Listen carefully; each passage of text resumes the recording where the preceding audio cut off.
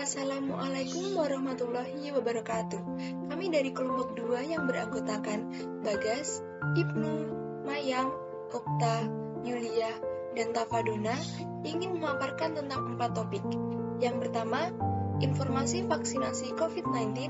Yang kedua, bisnis di masa pandemi. Yang ketiga, donasi di masa pandemi. Dan yang keempat, wisata di masa pandemi. Informasi vaksinasi COVID-19.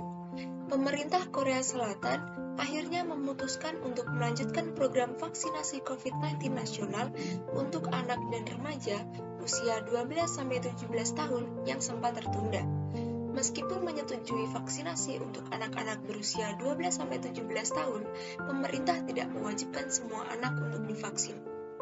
Korea Selatan berencana meningkatkan vaksinasi dan mengimunisasi penuh 90% warga yang berusia 60 tahun atau lebih dan 80% warga berusia 18-59 tahun pada akhir Oktober.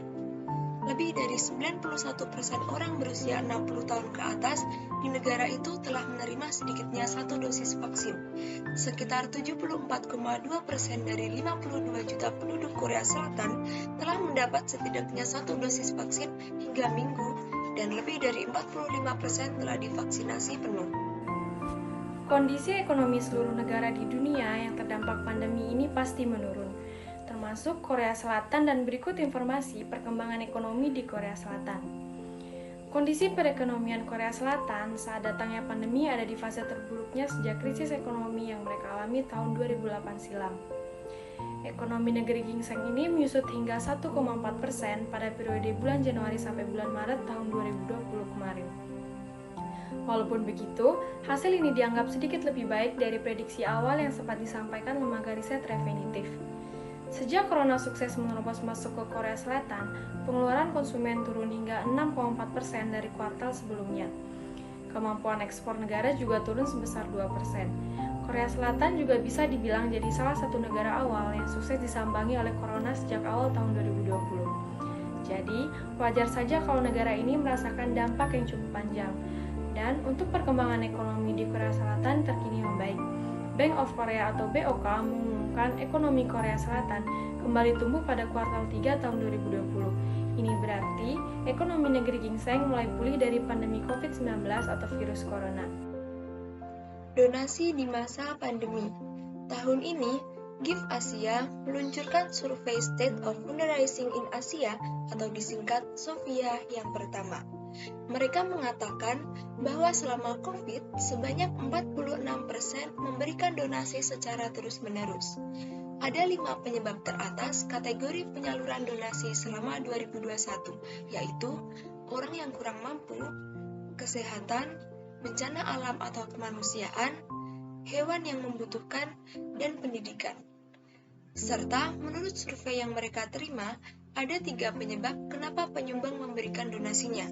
Yang pertama, mereka ingin membuat sebuah perbedaan. Yang kedua, memberikan kembali kepada masyarakat. Dan yang ketiga, karena hubungan dengan nilai-nilai pribadi. Dampak pandemi COVID-19 terhadap pariwisata di Korea Selatan. Seperti yang kita tahu, Korea Selatan adalah salah satu negara yang ramai dikunjungi wisatawan di seluruh dunia. Selain itu, yang kita tahu juga Korea Selatan terkenal dengan budayanya, drama, dan juga kulinernya. Selain ketiga yang terkenal tadi, tempat wisata yang ada di Korea Selatan juga terkenal. Banyak sekali tempat wisata yang ada di Korea Selatan yang banyak dikunjungi dan juga terkenal, bahkan terkenal di seluruh dunia. Dan ada 2 tempat wisata yang terkenal, yaitu ada Myeongdong dan juga Namsan Tower.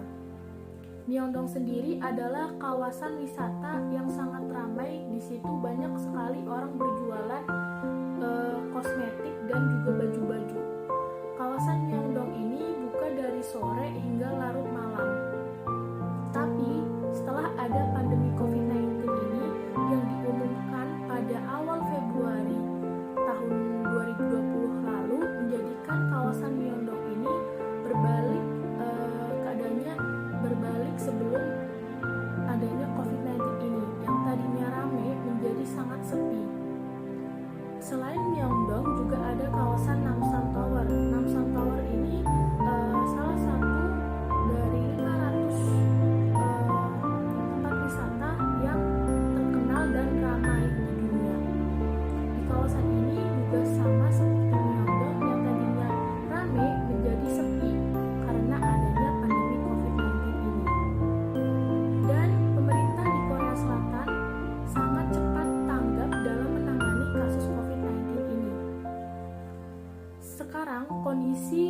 pariwisata di Korea Selatan perlahan mulai membaik karena juga dari seluruh masyarakat di Korea Selatan sudah divaksinasi.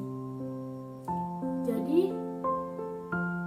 kondisi wisata di Korea Selatan sudah cukup membaik